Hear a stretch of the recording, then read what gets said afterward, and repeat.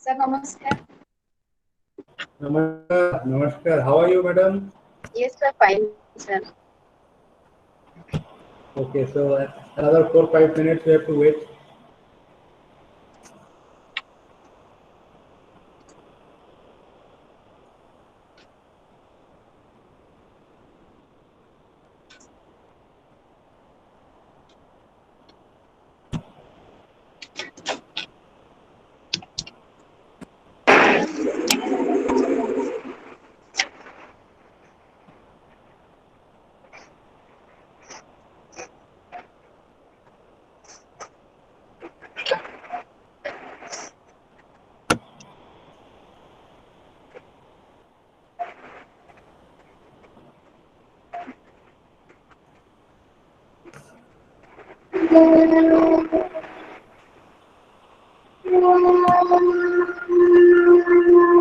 All the students are requested to write their names and enrollment number in the chat box.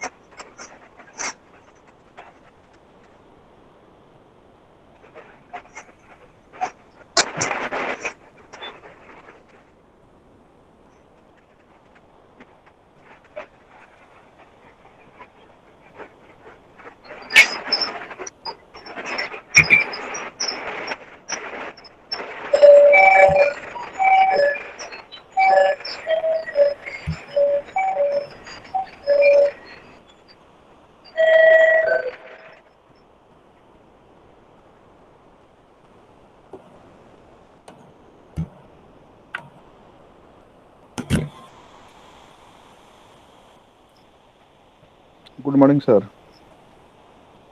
Good morning.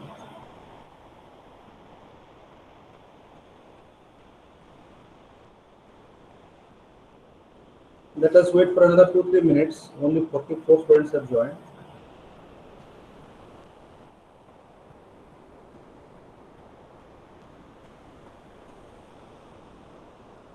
Please write your name and enrollment number in the chat box.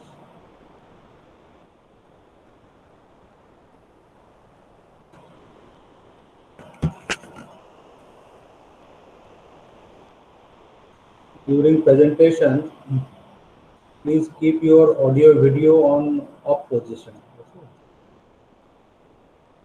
Do not switch on your audio video during presentation time.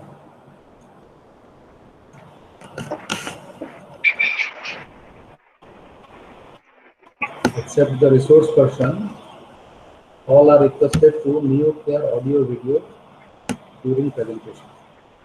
Only resource person's video and audio will be on. Rosalind Gardner, please mute your video also.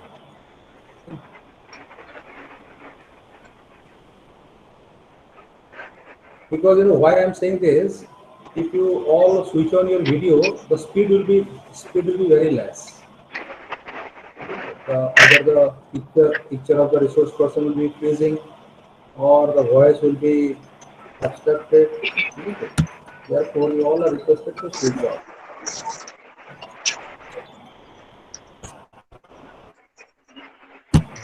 Hello.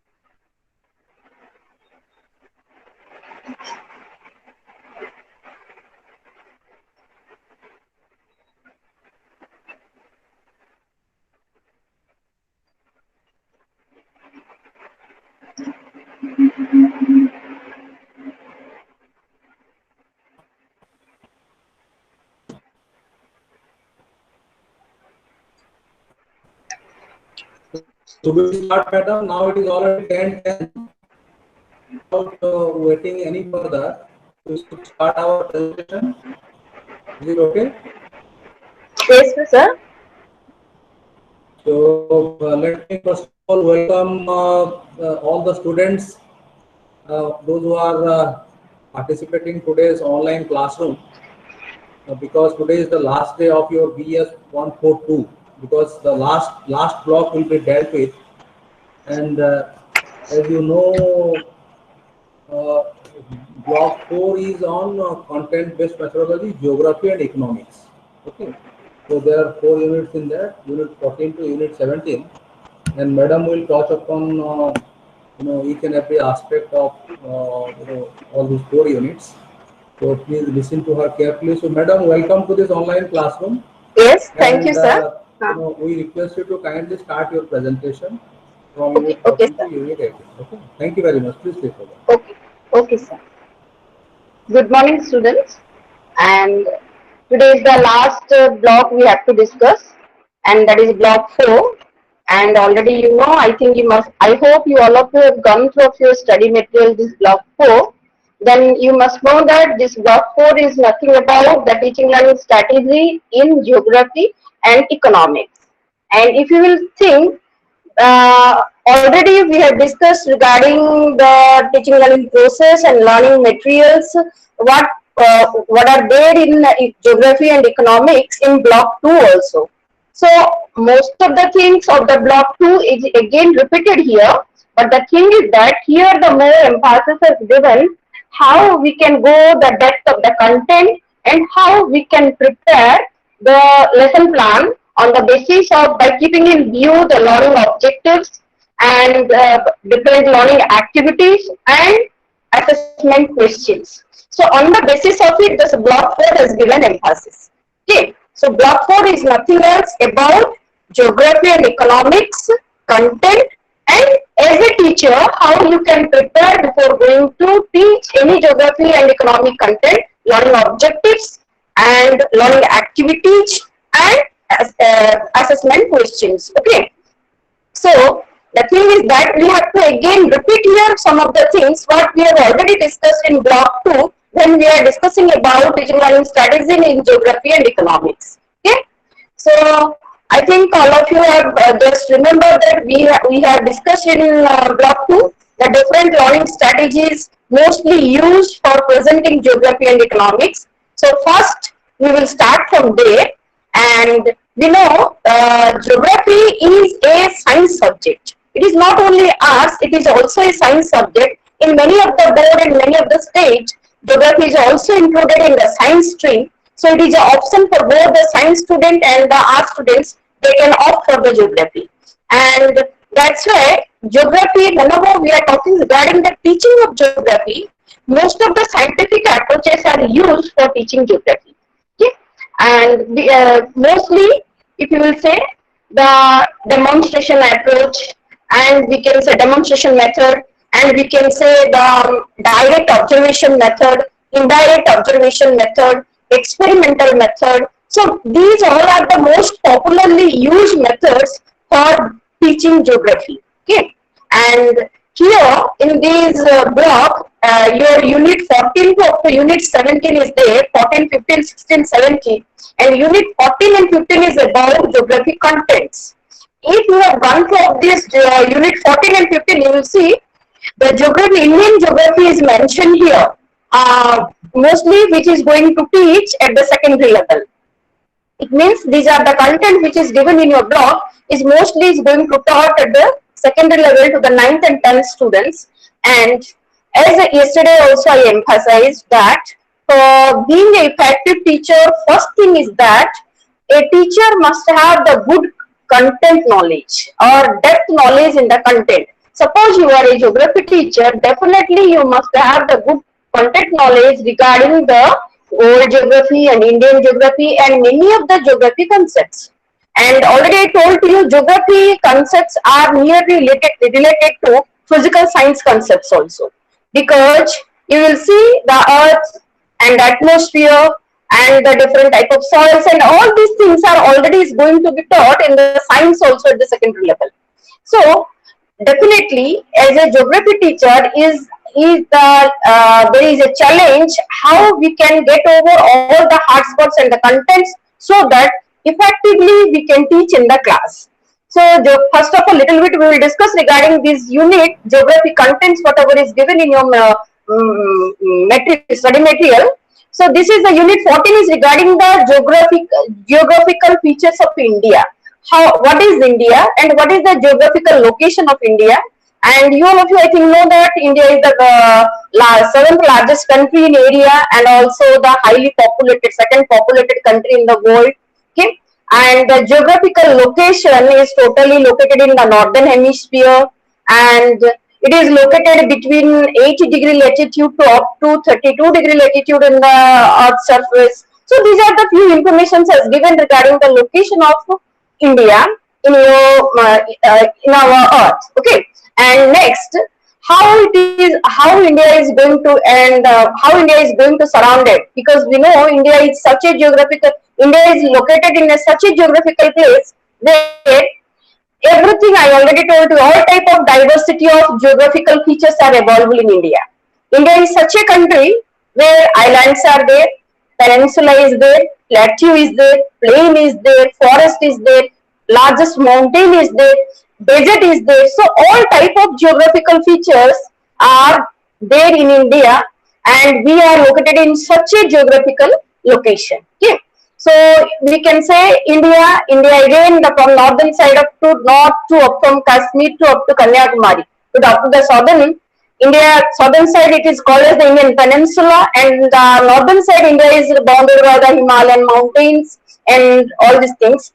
And how the two largest plateau is located in India as like the Deccan Plateau and the Malwa Plateau, and how the coastal lines, two coastal lines, western and eastern coastal lines is having the largest coastal boundary. Okay, and like that, all the geographical features are located in your unit 14 about all these things. The purpose of telling all these things or mention to all these things is that if as a teacher you are not having the in-depth knowledge regarding all these concepts, definitely you will not feel confident in the class. So for that purpose, before going to teach regarding India, first of all as a geography teacher, you have each and every information and understanding about India. Okay. So for that purpose, you as a teacher has to go in depth in the content, then only you can plan what should be my learning objective when I am going to teach regarding physical features in India in the class. Okay.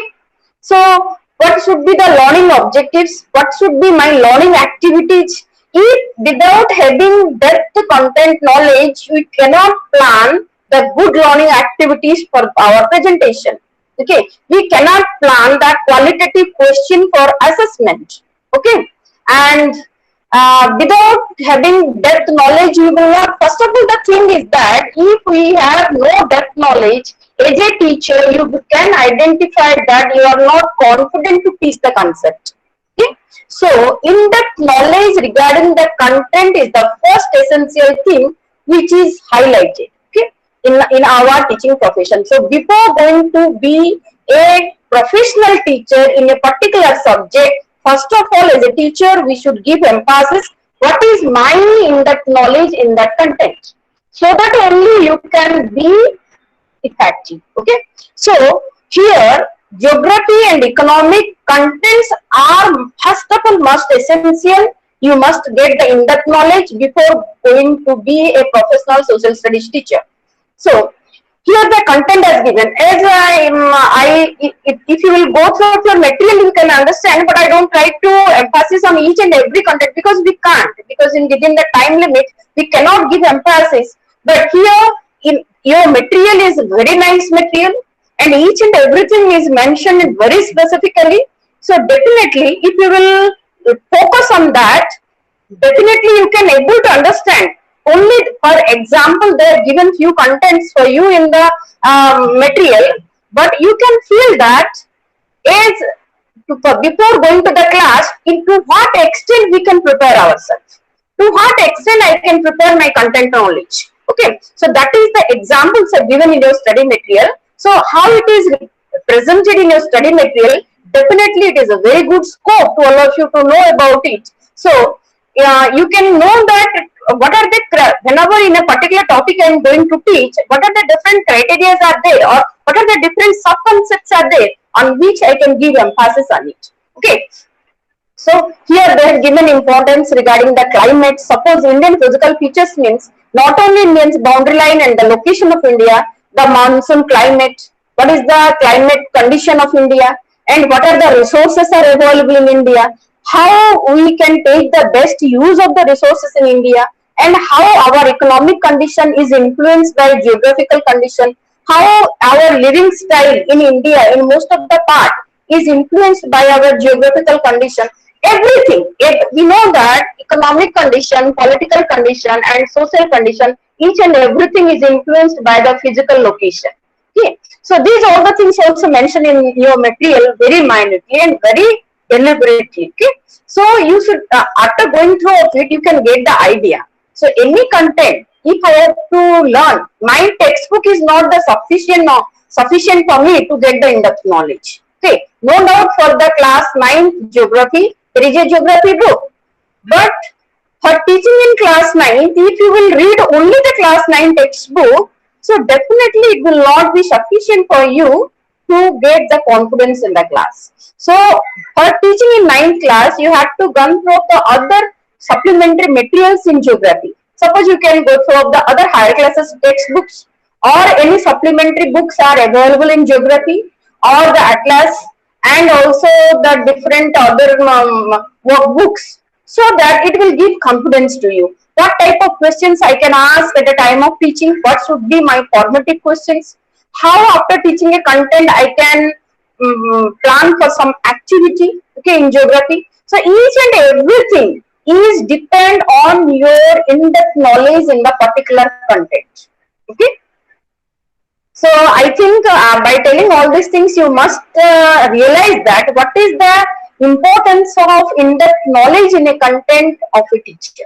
Okay, and for this only I want to sensitize to all of you that, so as you all are interested to be a teacher and you are there in the teaching profession, so definitely you can realize that, and you can self-evaluate that what is my content knowledge and how I can improve my content knowledge so that I can be a confident teacher in my subject. Okay, so that is only the main purpose to address all these things to you. Okay, and now next we will come how, if after having the in-depth knowledge in the content, that is also not sufficient. No doubt it is required, necessary. It is a necessary condition, but it is not sufficient that if I have the in-depth knowledge in my subject, then I can be an effective teacher. Yesterday I already told to you, in-depth knowledge is a necessary condition, but not the sufficient condition to be an effective teacher. So after having the in-depth knowledge, my responsibility is that I must see whether I have the mastery over the teaching skills, I have the mastery over the teaching skills, or I am able to, whatever I know, I am able to represent all those things according to the need of the students. According to the need, I am not telling that whatever you know you can present effectively so that it can be useful and it must be required by the students. We must see what is the need of the students, to whom I am going to teach, what are the requirement of them. So if we are able to meet the need of the students, definitely you will be an effective teacher. Okay. So for that purpose, we have to think that what is my mastery, what is my competency over the teaching skills, whether I am able to write the learning objectives properly, whether I am able to identify my learning objectives before going to the class. Okay, like that, whether I am able to prepare questions properly in my subject. Okay, so that only your classroom will be effective and you will get the satisfaction as a effective teacher. So yesterday I already highlighted all these things to you, but again I want to repeat those things to you because these are the common, whether it is history or political science, geography or economics. These here only the difference is there between yesterday's block 3 and block 4 is that only content. Content is different. History, there we give an emphasis on history and political science, and today we are going to discuss everything, those learning objectives, those learning activities and assessment questions we have to discuss from the geography and economic point of view. Otherwise, same things are there and it is repeated from block 2 to block 3 and block 4. Block 3 and block 4 is nothing else, just the extension of block 2. Block 2 overally the idea is given regarding the four aspects, but again generally and specifically the generalization is there in block 3 regarding history and political science, and block 4 is about geography and economics. So yesterday already we have discussed, but still today I want to just repeat all those things again regarding the micro skills and how as a teacher you have mastery over those micro skills before going to be a teacher. And I also today I prepared one of PPT on these micro skills. Just you have gone through it. Again, we will just recapitulate all those things.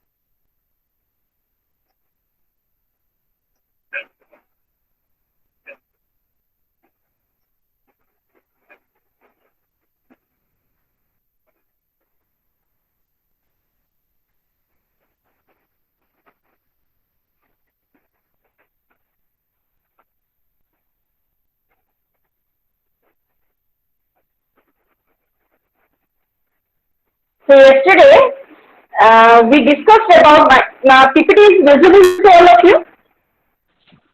Yes, ma'am, it is visible. PPT is visible to all of you. Yes, ma'am. Yes, ma'am. Yes. Okay. So yesterday also I emphasized and I explained about all those things, and today I prepared one of the PPT regarding all those micro skills, because these micro skills are very important skills to practice to be a professional teacher. Okay. If we have the mastery over these micro skills, then only you can be able to be a master to take a class in a particular subject. Okay. So again today we will highlight all those things, and those micro skills are first I already yesterday mentioned to you skill of introduction. Okay. And skill of introduction, yesterday I told you why introduction is required in a subject, why we want to introduce the lesson. Okay. And introduction is must essential in every subject. First of all, we should not declare as a teacher the topic to our students. Okay, whether you are going to teach in a traditional method or you are going to teach in a constructivist approach, first the teacher responsibility is that we should collect the name of our topic from the students side. As a teacher, first of all, after going to the class, we should not declare the topic. Today we are going to read about this subject. We should not do like that. Okay. And skill of introduction is a very important skill, because yesterday already I told to you that from the key point of view we are going to introduce a lesson, that is to draw the attention of other students, whether our students are in their mind or in the, not only, because sometimes we know only there will in somewhere our body will be present but mentally we will be absent. Okay. So in this situation occur mostly for the children also, because we know children are very fickle in mind. Okay. And it is not very easy to draw the attention of the students, and they only by physically they will be in the classroom but their mind may be somewhere else. So whatever we have prepared as a teacher, if we are just without drawing the attention of the students, without drawing their concentration, if we want to teach, then definitely our teaching will not be effective. And so for that purpose, skill of introduction is must essential. Okay? So in the skill of introduction, we give importance to draw the attention of the students. How all of my students in the class will listen to me what I am going to do, or will be with me what I am going to do. Whatever I am going to tell, they are going to listen, or whatever I am going to do, they will be with me. So for that purpose, skill of introduction is most essential. That is one objective. Okay. Then next, before going to teach something, as a teacher, my first duty is to assess my level of the students, where they are, because students will not learn from the level of the teacher. How qualified a teacher? What is the level of the teacher? Whether a teacher has a high quality level, not like that. Okay? Whatever may be, if the teacher is not able to come to the level of the student, or not, students are not able to be with the teacher, then also the teaching learning has no value or no use. It will not be effective. It will not be effective. So for that purpose, the teacher first of all have the proper understanding about the level of the students to whom the teacher is going to teach. So for that purpose, we have to test the previous knowledge of our students. What they know. Suppose here I can give example that I am going to teach about India. Okay, physical features of India. But if I will start from my point of view, I will go and I will declare the topic and I will tell students we are going to today learn about the physical features, and I will start. It is not the proper process of teaching. So before going to teach regarding physical features of India, I have to know that what is the knowledge of my students regarding India physical features. Okay, so for that purpose, I may impose some questions to them, like what is the name of our country? Definitely, it is a very easy question. They can tell because they know about it. To which level we are going to teach. On the basis of that, we have to frame questions. If they will give the answers India, then you know where India is located. Yes, definitely they can tell on the Earth. On the Earth, we are there in the planet Earth. Okay. Any idea regarding the Earth? Okay. So they may tell that you have got any idea regarding latitude and longitude. I think they must have idea regarding latitude and longitude in 6th class onwards. So this topic we are going to teach in maybe in the 9th class or 8th class. So definitely they can tell. Then can you know where in, if you will see where is the location of India in the Earth's surface, then they can tell that yes, it is located in the northern hemisphere. Okay. Or otherwise, if they are unable to tell, then you can tell that okay, today we are going to discuss. If they will tell the answer, then it is good. From that also continue. Otherwise, if the students are not able to, if the students are able to answer, then also we as a teacher you can say yes, today we are going to learn more and more things regarding the physical features of India. From that, at that time we will introduce our lesson and our introduction will stop there. So like this, by imposing few questions, we can introduce the lesson. Otherwise, here again, same thing we can do also in a different way. Suppose we want to teach about India, I can take the India map and I can hang in the class and I will ask, can you identify this is the map of which country? Or I can prepare a blank map. Okay, only without a chart paper, I can prepare the map of India without writing anything. And I ask, can you identify this is the map of which country? Yes, if they can tell, then it is India. Okay, then you know what are these things, so this is which side, and because it is a map, we can ask. Okay, and you know where it is located, and you know what is located in different sides of India. From that point of view also, by showing a map and imposing some questions, we can also introduce a lesson. Okay, so otherwise, by telling, by doing an activity also we can do. Okay, so like that, anything, the freedom is there with the teacher how to introduce. For that, any restriction is not there, but we have to introduce the lesson. Without introduction, we should not go for the presentation. And as a teacher, we must have mastery over the skill of introduction. I should know how I can introduce the lesson. And one thing is that whenever we are going to teach a subject teacher, every time we should not use one way only to introduce a lesson. Every time we will ask few questions and will introduce the lesson, it may not be interesting for the students. So you can go for the different options. Today I have done one activity. Today I show something, pictures and introduce the lesson. Today I just tell one story, small story within 2 to 3 minutes and introduce the lesson. Okay, today I just make a puzzle, small puzzle and make the introduction of the lesson. So the different ways are there to introduce the lesson. So as a teacher, we should think about it before going to plan for a lesson, how I will introduce my lesson so that it will be more interesting and students will be more motivated towards my classroom. Okay? But introduction must always has to be done from the three point of view to draw the attention of the students, to take the previous knowledge, and to create more curiosity among the students. Okay, you should do the things in such a way that students must feel that today teacher is going to tell, or today teacher is going to do something new for us, so that it will be helpful for us and we will learn more things. Then only the students will be interested to learn the things. So as a teacher, your responsibility is also to create more and more curiosity.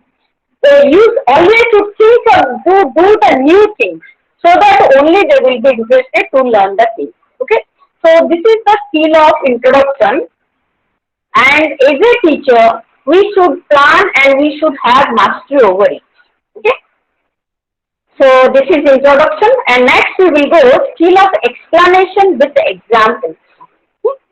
We know we have divided the presentation of the lesson into three parts: introduction, presentation, and evaluation. And here presentation, we are going to explain the things to our students and also to elaborate the things to our students. Or we also expect that if the children should explain and elaborate, we should teach to them in such a way that they will able to explain and elaborate the things. So for that purpose, there is need of skill of explanation with examples, because it is also a skill. Whenever you are going to explain something, if at that moment you are able to give appropriate examples, so definitely it will be easy for the students to learn, and able to provide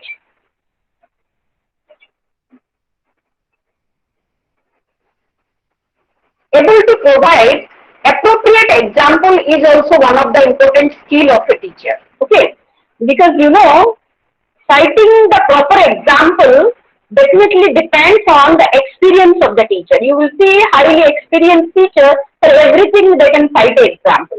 So it depends on the experience and in-depth knowledge of the content of the teacher who will able to give the appropriate example. Okay, and we know if we will teach by giving appropriate examples, definitely our teaching learning process will be more easier and it will be helpful for the students to understand it clearly. Okay, so it is also a skill. When I am planning that my content and sub-content in the presentation, I should think of how I can explain all those things by giving appropriate examples. Okay, I should practice for that. Okay, any subject, whether it may be geography or economics or any other subject, always we should think for more and more examples. Okay, suppose I am just discussing about suppose we will take this topic only.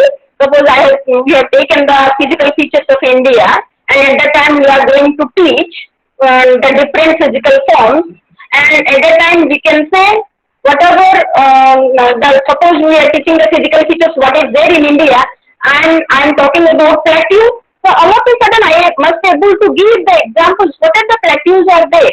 What plateaus are there in India? Or at the time also you can interlink it to the plateaus of the other countries also, so that they can able to understand. Or at the same time you will able to locate all those things in the India map. Suppose I am talking about the Deccan Plateau, which is located in the southern central part of the India, and I must able to locate it. Where is Deccan Plateau is there? Or I am talking about Malwa Plateau, I should be able to locate it where the Malwa Plateau is there. And like this, if only I will tell and without giving a citing an examples, suppose I am talking about Himalayan mountains, and at that time both the maps are there, world map is there with me and also India map is there with me. I am talking about Himalayan mountains, mountain range, and at that time I am able to show the other mountain range are which are there also in other countries like Alps, or we can say the Andes mountain in South America, like that. If I am able to give examples and also appropriate, parallelly I am able to show the other things, then definitely it will clear understanding in the mind of the children. Okay, so citing examples and will make the understanding of the children more clear. Okay. If anything, suppose you are teaching any topic, not only we are talking here we are talking regarding geography, but not like that. These all are the skills for the all subjects. Okay. So this is the skill of examples. Okay. Next we will go to skill of questioning. Yesterday I told to you that skill of questioning. Questioning is not a very easy task. It is also very difficult to prepare the question, and we have to prepare always the question from the student's point of view, not from the teacher's point of view. What I know on the basis of it, we should not ask the question. Questioning are also different types of this. At the time of preparing a lesson plan, we are preparing question for introduction stage. We are preparing question at the time of our presentation, the formative question, and also we are preparing question at our evaluation part. Okay. We ask question in introduction part. We ask question simultaneously when we are presenting our topic. We are asking questions and proceeding. And at the end of the lesson also we are asking questions. And we are preparing many question papers, and many teacher-made question papers are there to evaluate our students. Formative test, unit test, what we are going to call unit test, it is a teacher-made test. A subject teacher has to prepare the question on the basis of the blueprint. Okay, prepared. So, skill questioning, preparation of the question is definitely a high-level task for a teacher, and a teacher must have mastery over it. So, how we can prepare the question? And for that purpose also, today I have prepared one slide to show you how we can prepare the questions. I will show to you. Yes. Are you able to see the PPT? Are you able to see the PPT? Yes, ma'am. Yes. But Yes, this slide is this slide. PPT, ma'am, PPT is clearly visible. Okay. Thank you. So this is PPT is visible, madam. There is no problem. okay. And type. This is about the slide is about types of questions. What are the different types of questions? Mostly we ask, and also mostly we prepare on the basis of which. Okay. One thing is that question can be open-ended and question can be close-ended. Okay. So open-ended. What is open-ended question? What is close-ended question? Open-ended question means the question which are not having the specific answers. More than one answers are available for a question, then we can say it is an open-ended question. Okay? But if specific answers are there for a question, then it is called as the close-ended question. Okay? Like that, on the length of the question, what should be the length of the answer of the question? The question can be long question, short question, and very short questions, and you all know about all those things because we have gone through many examinations in our life, and we have attended many questions in the examination, and we know about it. What is a very short question? Which are pinpointed answer, specific answer is there. Whether it can be the fill in the blanks question, or it can be match the following questions, or it can be correct the underlying words, like that. The multiple choice question. So those are the very short questions. Like the short question, which answer can be presented within 1 or 2 sentences, or mostly the marks, 2 marks and 3 marks are allotted for that. Those are called as the short answer question. Okay, like long questions, which are mostly where we have given importance on description and described answer, and we mostly give importance on explanation ability of a child. Okay, so those questions are called as the long questions. Okay? And yesterday I told to you, when we prepare the specific objectives, at that time we mostly prepare specific objectives on the basis of the domain, so that when we will evaluate, we have to also prepare the questions based on those domains, like knowledge-based question, understanding-based question, skill-based question, and application-based question. Just I will give one example to you so that you can understand it easily. Suppose I will ask you, where is the capital of India? Okay. Definitely one can tell Delhi is the capital of India. So here, this question can be called as a knowledge level question.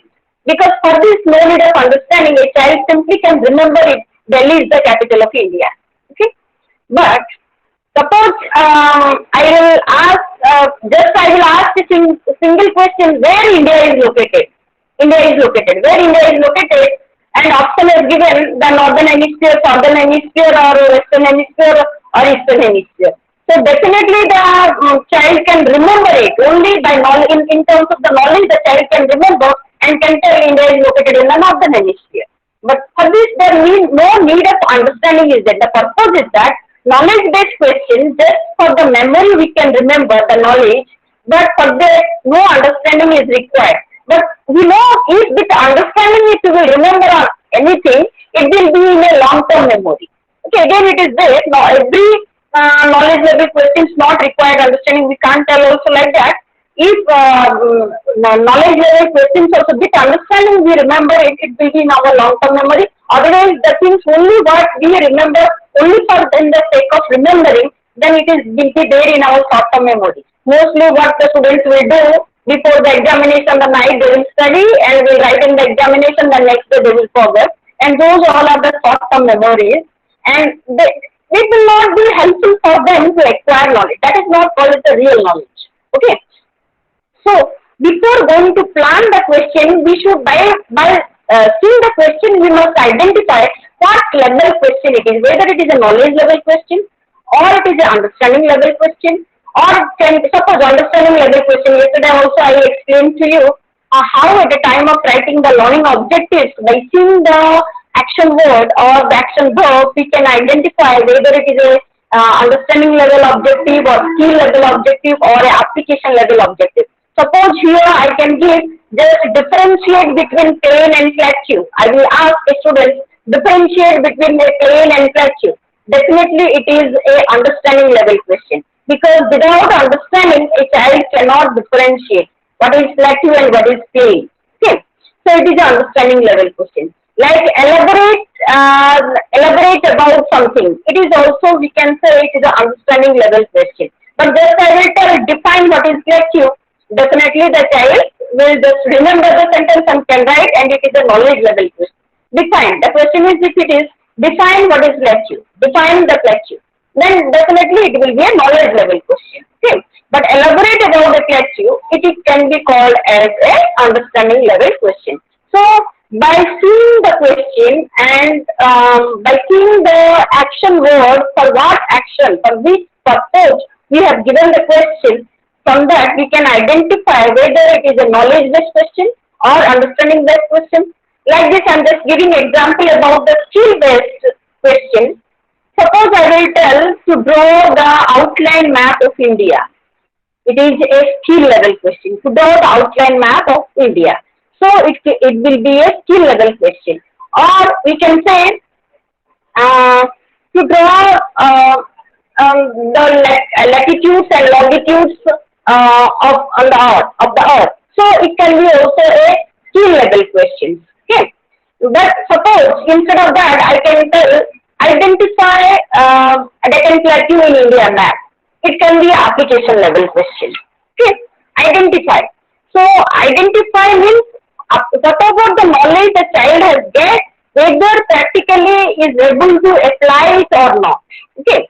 And if for application, definitely knowledge and understanding must have to be there. The child must have knowledge about it and must have to understand it.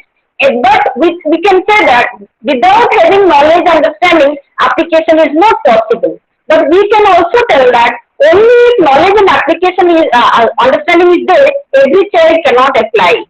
Okay, every child's application skill will not be there. Okay, and for application, it is required more practice and more depth understanding. Then only all the analyzing skill of the child must be able to analyze the things, able to synthesize the things, must have the creative thinking, so that only application can be easily happen for a child. Okay, application is a higher level thing which is not possible at for the beginners.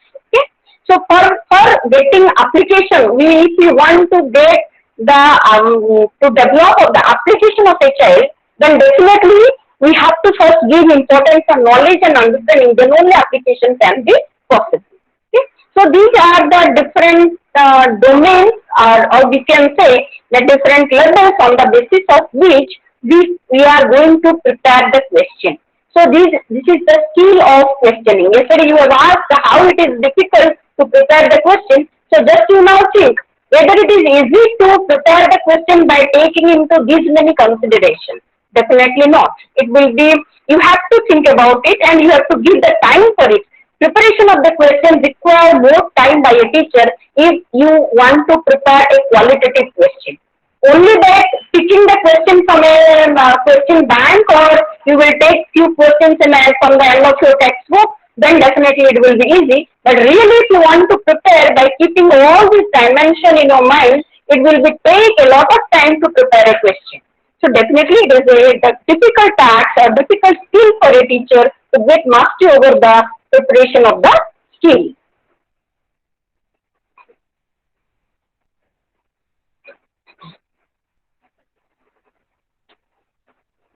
And next yesterday also we discussed, we will go back.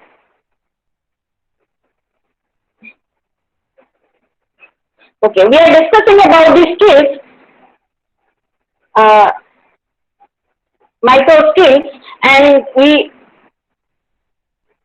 are discussing about skill of questioning. Now, next we will come to skill of preparation of the teaching aid. Yesterday also we discussed about it. Again today I want to tell more specific things regarding the preparation of the teaching aid. How teaching aid we can prepare and how we will get mastery over the skill. First of all thing is that before going to prepare the teaching aid, three things we have to keep in mind. One thing is that whether the teaching aid is relevant to the topic or not. Sometimes what happens, only in the sake of preparing a teaching aid, we prepare a teaching aid. But that teaching aid has no relation to my topic and to my content. Only I have to take a teaching learning material to the class. If for that purpose I have prepared a teaching aid, it has no value. Because it will not helpful for me and also for my explanation, or it will not helpful for the students for their understanding. Okay. So purpose of taking teaching aid to the class is that which will help the teacher in the teaching learning process and also which will help to the students to understand it easily. For that purpose we are using the teaching learning materials in the class. Okay.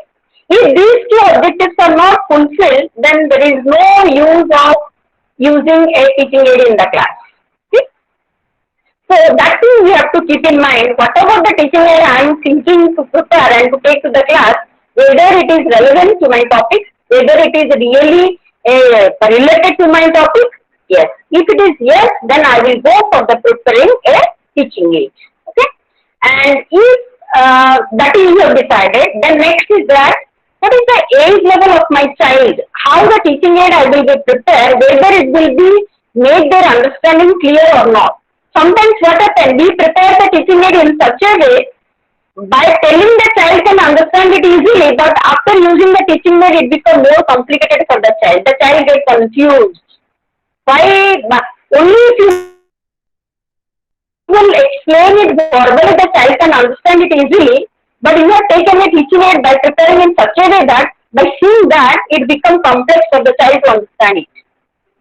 See, it happens sometimes.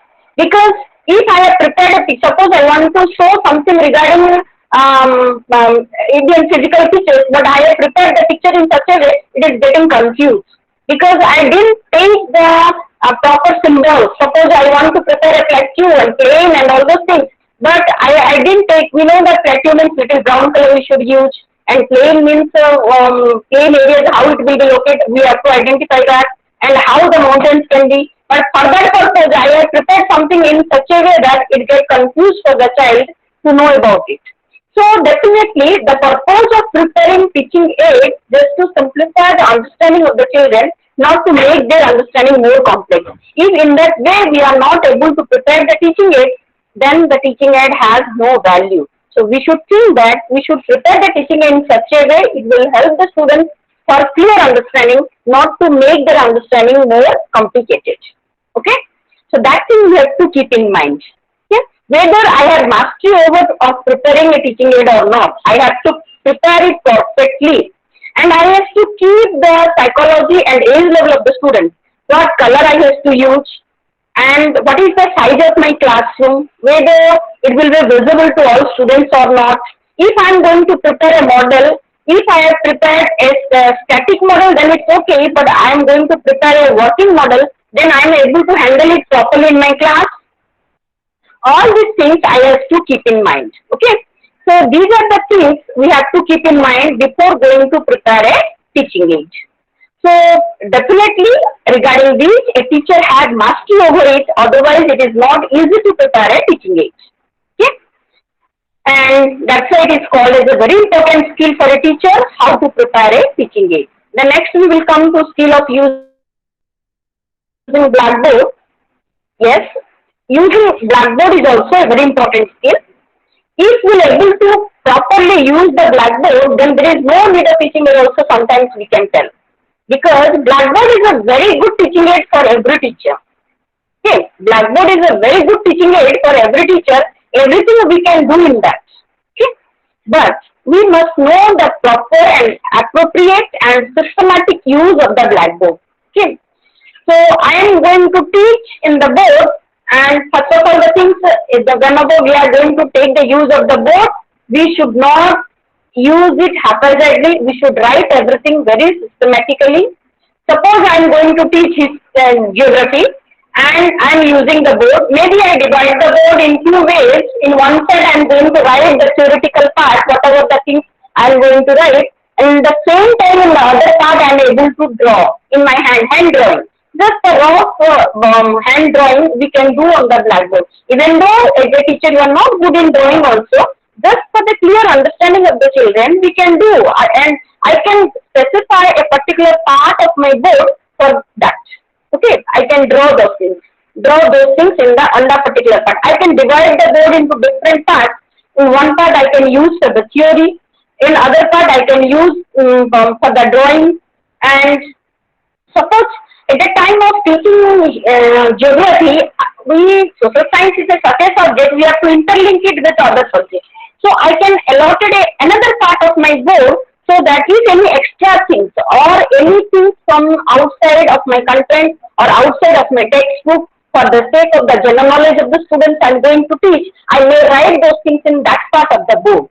So as a teacher, I must know how effectively I can take the use of my board so that it will be more understandable by my children. Okay, by seeing the board only, whenever you are going to present your topic, by seeing your board, one can identify how much you have prepared your lesson and what is your content knowledge is regarding that topic. Okay, so we can that much systematically can use our board, so that it will be more helpful both for the teacher and for the students and for their understanding. Okay, so it is also, and one more thing, whenever we are taking the use of the board, we should never back to our students. Always we should stand in a 90-degree angle near to the board, so that to what extent my hand is going to reach, I can write the sentence. Suppose a very big board is there, no need to write a sentence from the starting of the board to end of the board. I can divide the board, so that my hand is going to what extent I can write the sentence, and after completion of the one part, I can move to the another part of the board. So I will never back to my students. Okay. Or sometimes we can divide the board in such a way and can give a part of the board allotted for the students. We can ask our students to come near to the board and to do their work. So for that purpose, for a student's activity, we can allot a one part of our board. Okay. So these all are the skills how we can take the use of our Blackboard. So it is also very important skill. A teacher has mastery over it and has to practice it. Okay, as a teacher, you have to practice how I will take the use of my board. Okay, and yesterday we discussed a lot regarding the skill of reinforcement, and today I do not want to again stress it again. And gesture and posture also we have discussed. And next is the skill of evaluation. Now in the questioning, in terms of that we have discussed about it. And next we will come to skill of classroom management. And classroom management definitely is also a skill. And by having all the mastery over all the skills, if I don't know how to manage my class, then definitely also you cannot be an effective teacher. So as a teacher, you must learn how to manage your class, and for that purpose, we have to give the importance on different dimensions like how I will arrange my sitting arrangement in the class. As a teacher, you have the own decision, or it is the freedom has given to you how you can arrange your class, how you can arrange your students, whether you can arrange the students in group wise, or how what will be the composition of the students in a group, how you will choose the students to make a group, okay, and to whom you want to make in front and to whom you want to make in the back. Yeah, that freedom is also there with the teacher. You can make for the smooth functioning of your class. Or before going to classroom manage the class in appropriate way, you should think whether it is good ventilated or not, or it is lighted or not. If it is not good ventilated and proper light is not there in the class, also your classroom teaching will not be effective. So you have to give importance on all these things. Whether students are sitting comfortably or not. Okay. And what are the group of the students you have chosen to do the group activity, and these all the dimensions, these all the whether your blackboard is properly visible to the students or not. Okay, these things before going to start the class, you have to give importance on all these dimensions, so that only your classroom will be, your teaching learning process will be easier, and it will be you will able to lead the class. Otherwise, if these things are neglected from the start, from the beginning, then there will be interruption. Then you are teaching very seriously in the class, and some students are, it is not visible to us, and they are disturbed. They are not getting proper ventilation. They are not getting air, and also it is not convenient for them to sit in that bench and chair. Then definitely also classroom will not be effective. So these are the small things, like we have to give importance on it, so that only you can teach appropriately in your class. Okay. So these are called the skill of classroom management. So before going to effectively teach as a teacher, you have to get mastery over it, and you have to give importance on this. Okay. And next, one thing, yesterday I told to you regarding the learning objectives, and today I also have prepared one more slide regarding the how we can prepare the learning objectives. Skill of writing objectives, how we can write the objectives. Okay, because whatever, whether it is geography or history or whatever may be the lesson, we have to first of all frame our learning objectives, and on the basis of learning objectives, we have to prepare the learning activities, and on the basis of the learning objectives, we have to prepare the assessment questions. Okay, so if our learning activities and assessment questions are based on learning objectives, so definitely as a teacher, we have to give more importance for writing these learning objectives. So you first of all know that how I will write my learning objectives. Okay? So for that also certain rules are there, how we can write our learning objectives. First of all thing, these learning objectives, I think you are maybe getting confused regarding the learning outcomes. Learning objective and learning outcomes are no more difference is there. But one thing is that now learning outcomes, LOs, what we are going to tell, we have just differentiated some few more things. Okay.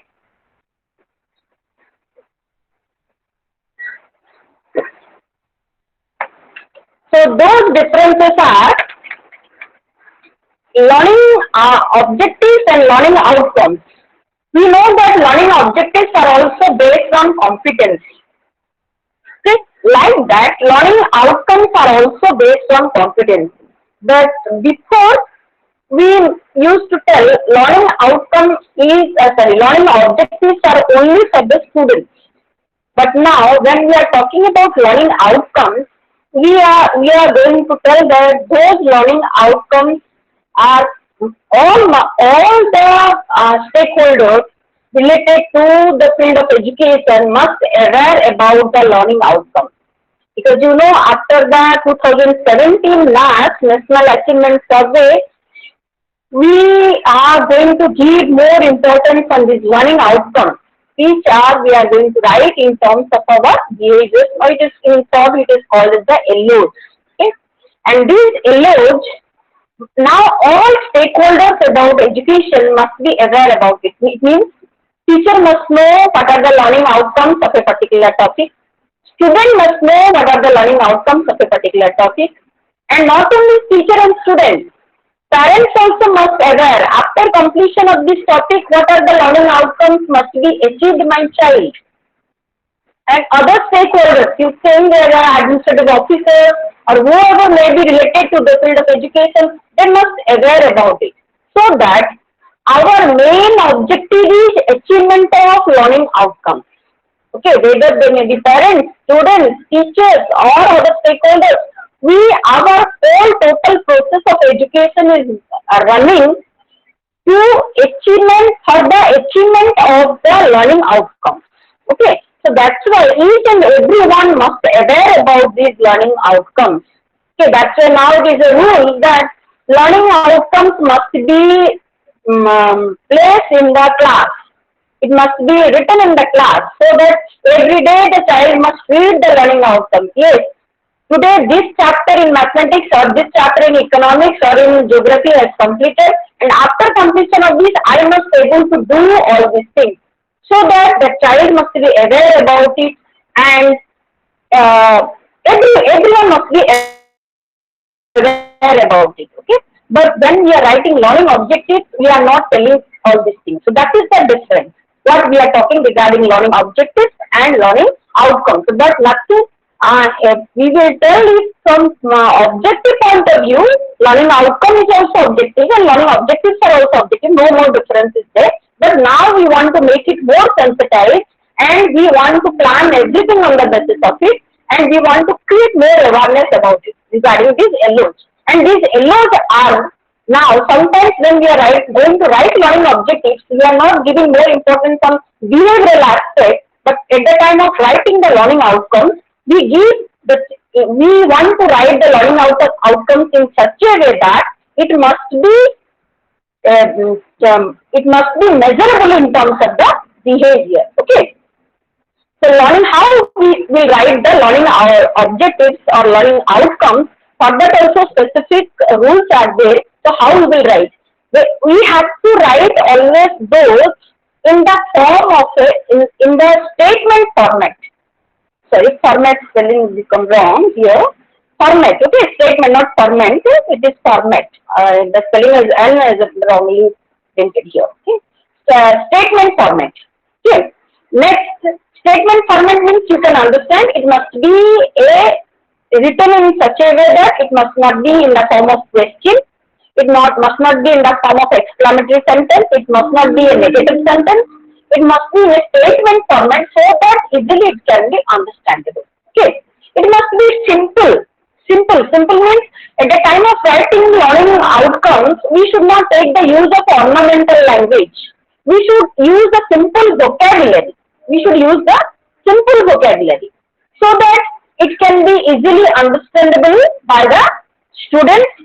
It can be easily understandable by the teachers and also all others. Whoever will read able to understand it easily. So that's why we should take the use of the simple vocabulary, and it will be short. It should not be very lengthy, complicated, complex. It should be small and simple. Okay, precise. It should be small and precise. Okay. And next, I already told to you, it must be based on certain domains. We should write the learning outcomes in such a way that we must be able to identify whether it is related to knowledge, cognitive domain, or it is related to affective domain, or it is related to psychomotor domain, or it is the application level. We must be able to identify. So it must be based on domains. Next, we will write the learning objectives in such a way that it must be measurable.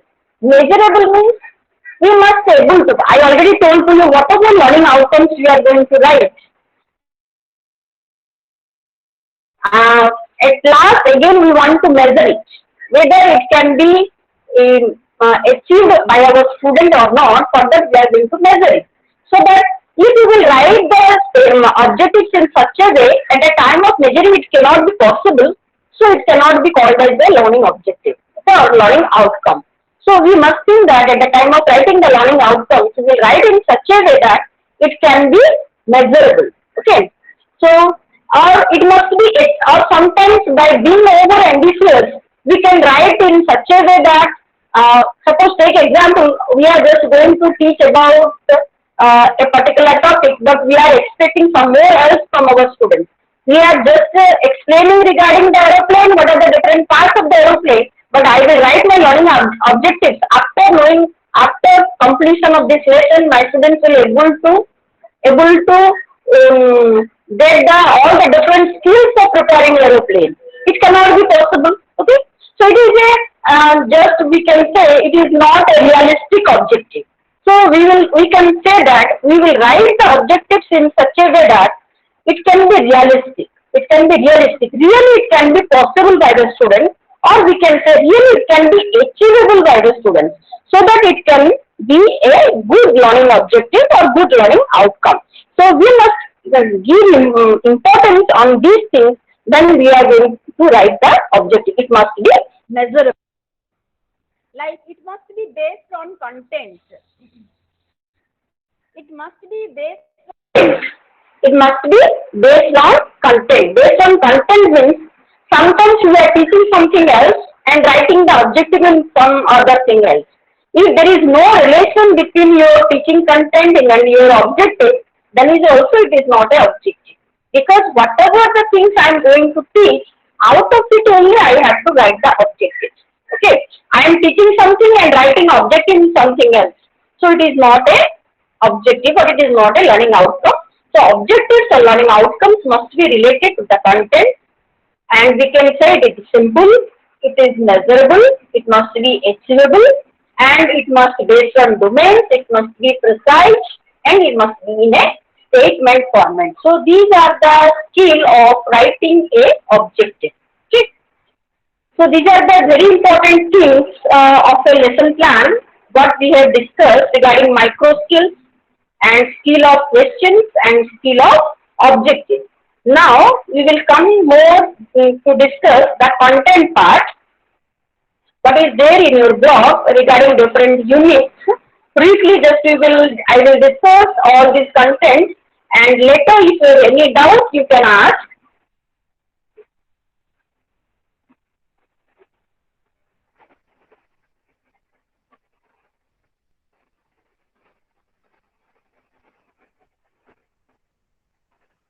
Okay, so your unit 17 and unit 18 is about the geography, and here the importance is given regarding the Indian physical features and your the different physical features of India. And next unit is about unit 15 is about the resources. Okay, what are the resources are available?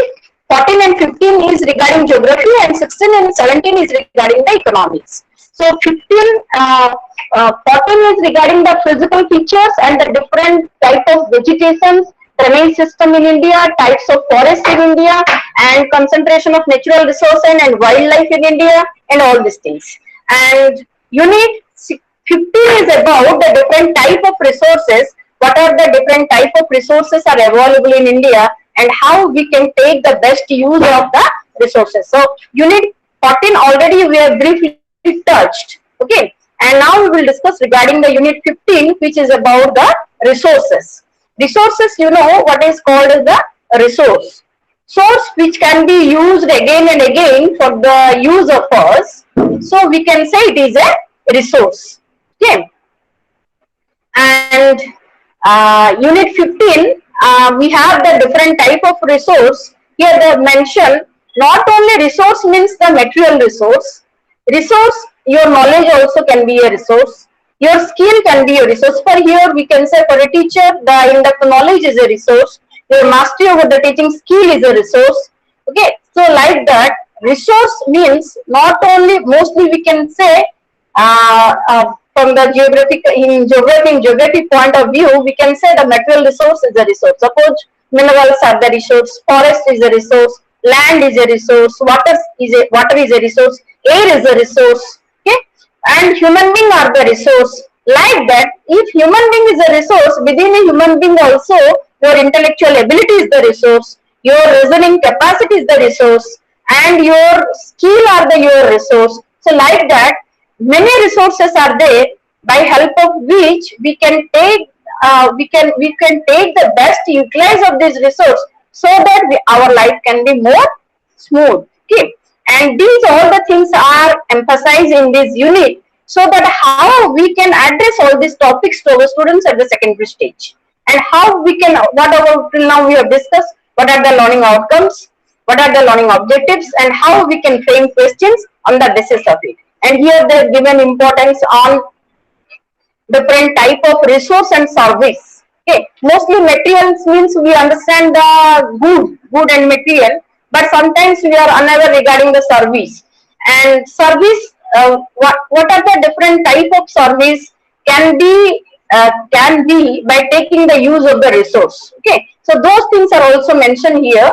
So we have to, if you will read all these things and you will ask the doubts again, we will go to the depth. Otherwise, we can't explain each and everything. Okay. Here, what is a potential resource? What is a developed resource? How which resource? How we can differentiate between a potential resource and developed resource? What is a renewable resource? Non-renewable resource? Biotic resource? Abiotic resource? All these things. Regarding all these, as a geography teacher, how you must have the clear understanding of it. Okay, so these all the things are mentioned in unit 15, and on the basis of it, how you can prepare the resources. And I don't think so we will go in detail, so that because many things it is there in your material, and I think we will come to the next unit, unit 16, which is about unit 16, and unit 17 is about the economics. Okay, and different economic issues are mentioned here. Different economic issues. As at the time of discussing the economics, also I told to you, main purpose of teaching economics is to create awareness among our students regarding the economic problems and economic issues. And most of the economic issues and problems which is highlighted in the economic syllabus at the secondary stage is like poverty. Poverty is a main economic problem in India like country. Okay. So, we can say lack of utilization of resource is also one of the main economic problem in India. We have many resources. We are blessed with many resources, but till now we are unable to know how we can take the utilize of our resources. Suppose you take example our human resource. We have a lot of population in India, but we till now are unable to create the skilled human being. Okay, our education system or our development or our industrialization process, or we can say our professional education field are not that much efficient enough to create the skilled human beings. We have only a lot of human beings in India, but we do not know how to take the best use of the human resource for the development of a country. So that is the main economic problem in our country. Okay, human resource is there, but we do not know how to take the best use of the human beings, and how we do not know how to create the skilled human beings, because no skilled human beings are born. Okay, every human being is born as like that only, but it is depends on the society, our education system. We can make our humans more skilled enough. Okay, so that is the main economic problem in our country. Like poverty. Poverty, we know poverty is a vicious circle. Poverty creates poverty. It means who are poor, from generation to generation they are becoming poor. Who are rich, from generation to generation they are becoming rich. So we can say poverty in our country, in the country like India, it is a vicious. It is moving like a circle. I am poor because I born in a poor family. Okay, it means that there is no chance of out of coming of poverty in India. See? So for that purpose also, our social issues, our social problems are responsible for it. So how we can overcome all these concepts? So in that also we have a lot of thinking about it as a teacher, and also we should ask all these to create the thought-provoking questions. By preparing all the thought-provoking questions, we can create all the thoughts in our students. Okay, so that we can able to make some discovery. We will able to make some inventions. So these all are the social issues, social problems, economic issues, economic problems. How we will deal in the class, then we are going to teach at the secondary level. These are all the things whatever we are going to talk. These all are at the secondary level at the class 9th and 10th.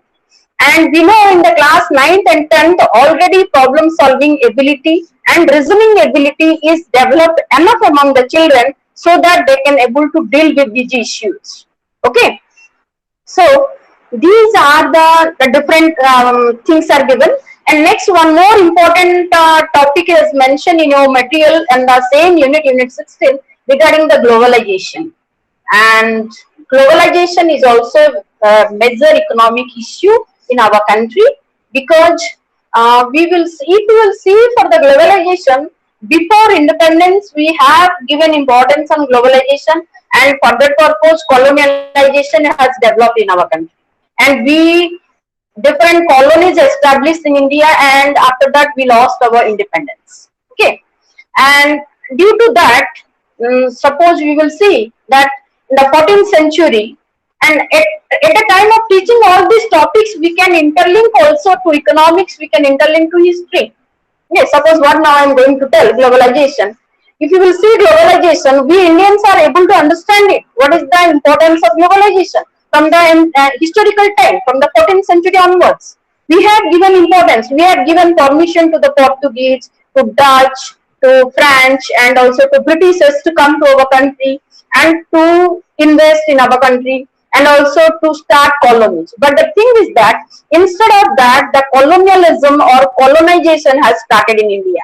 And at that time, they not only their interference was there in the field of industries and also in trading, but they interfere in the internal matter of India, and they interfere in our administration. And at last, we Indians we become more helpless and we lost our independence. Okay, but later, when in the next after independence, when the globalization has started throughout the world, at that time, due to of all this fear, we never encouraged the globalization in our country.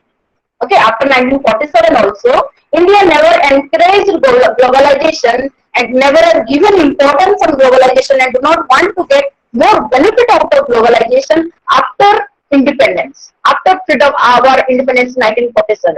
But later again in 1991, okay, at that time again we realized what is the importance of globalization, how we can get benefit and how economically we will grow due to of globalization. And after that again India declared as a globalized country in 1991. In 1991, then we have given more importance on globalization. After that, more MNCs, multinational corporations had started establishing their industries in India, and we got more foreign direct investments, FDIs in India, and our capital, we got more capital for investment. So in this way, industrialization has grown up, and we give encourage for the development of industrialization, and many foreign companies started their industries in our country, and also due to of that, our unemployment problem has solved to some extent, and we got more capital. So like that, after globalization in 1991, many of our economic issues are also solved. Economic problems are also solved, and we got the benefit out of it. So these all are the economic things, or economic issues that is mentioned in this unit, and you have to go through the in-depth reading of those units. Okay. Next, if you will come, it is there, they're given importance on the sustainable development, because we know development and growth are the two different aspects. Okay. I think you must be able to understand what is growth and what is development. If you will say growth is nothing else a quantitative term. Okay, if anything is going to grow, sorry, if it's going to increase in terms of quantity, then only we can say it is economic growth. But development is something different than the growth. Okay, development is a qualitative term. Growth is a quantitative term, and development is a qualitative term. It is a growth is a quantitative term, and development is a qualitative term. Suppose here I will give example. If someone's income increased, suppose your salary has increased. Before you used to get some amount, and and now the amount only increased. You are getting some more amount. Okay, there is the change in your salary or increase, your salary is increased, then that will be only the growth. That cannot be called as development. Increase in salary is only a example of growth. But if you are able to make the best use of your increased salary, and due to of which there is change in your living style or standard of living, then only we can say that is the real development. I think all of you can understand. Suppose my salary is increased, but before how I used to live, now also I am living like that, then it cannot be called as an economic development. For the country also like that. If in a country only the per capita income will increase, then it can be called as growth. But due to change in per capita income, if there is change in the index of living of the people, or in a country there is change in the literacy rate, there is change in the life expectancy, there is change in urbanization, and due to increase in income, there is change in industrialization, or there is change in more innovation. Due to increase in per capita income, a country is going to innovate more new and new things, and there is more development in industrial sector. Then only we can say it is the development. Okay, if it is a personal problem, personal issue, or a issue of a nation, if anything is changed in terms of the quality, then only we can say it is the real development. And these things are also mentioned in this unit, so that you can understand in depth what is growth, what is sustainable growth, what is sustainable development, how we can get the real development by taking the best use of the resources we are having. Because already I told to you, India is such a country which is blessed with all type of natural resources. We have all type of natural resources. Till now we are able to explore it. We are not able to explore. We do not know what more other materials are also there with us. Okay, we are unable to explore it. How we know how to take the best use of it? Okay, it's like that we have more human beings. Human resource is the biggest resource for a nation.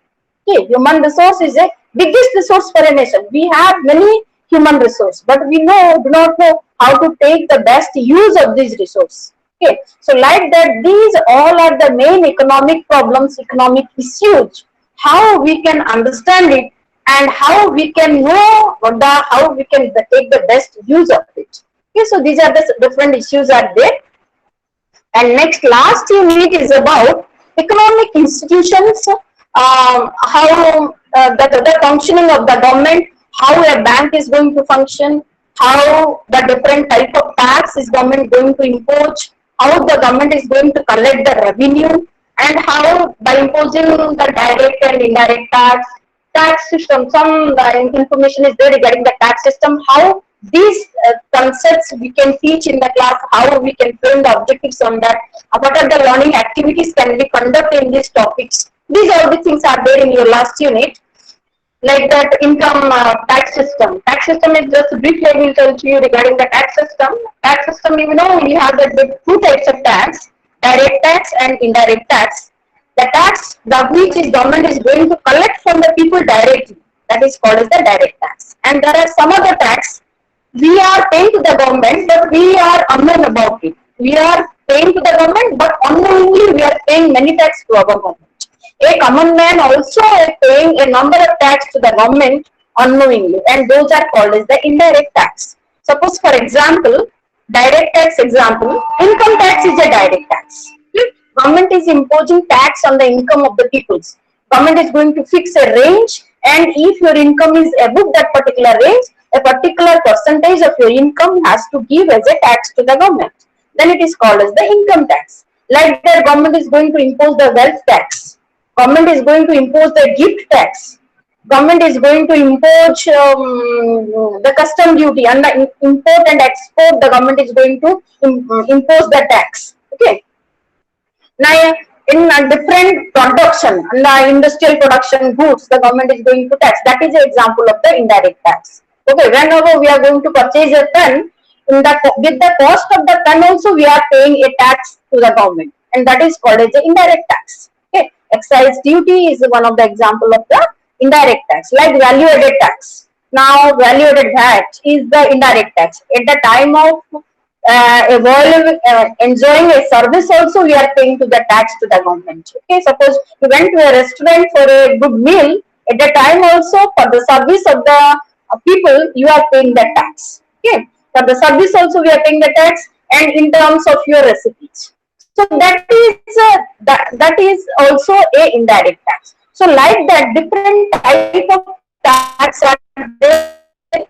And as an economic teacher, you must have enough knowledge regarding the tax system, and you must know how you can organize the different learning activities on the basis of these contents. Yeah.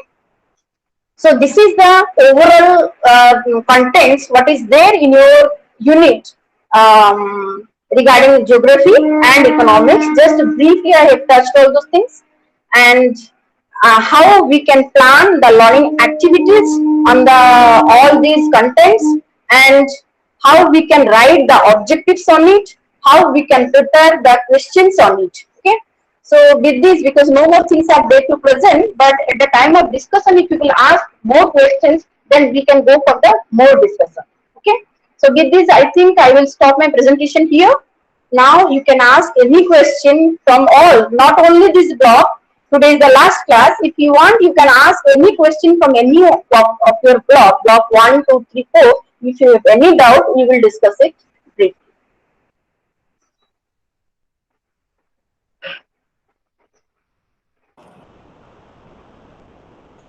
Thank you very much, madam. Madam, am I audible to you? Yes, sir. Yes, sir. I think the presentation is over. Yes, sir. Now it is time for question answer. So all the students are requested to please put up your question if there is any, either through the chat box or directly through your microphone.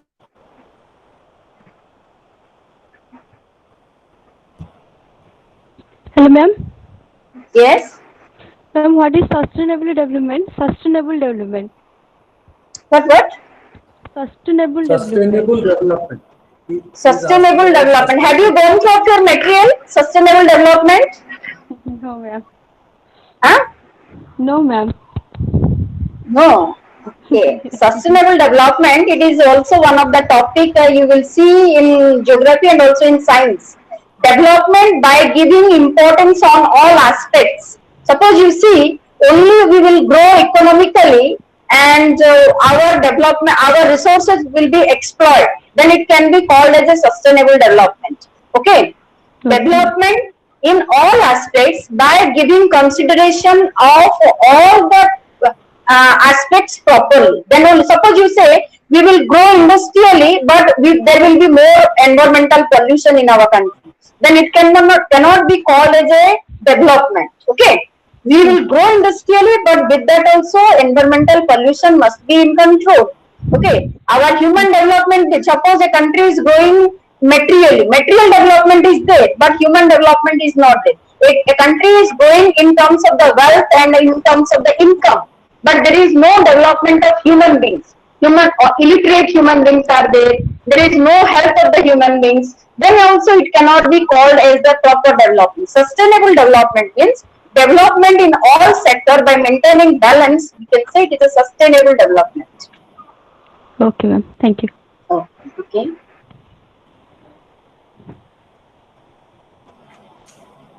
Any more questions? Any other question?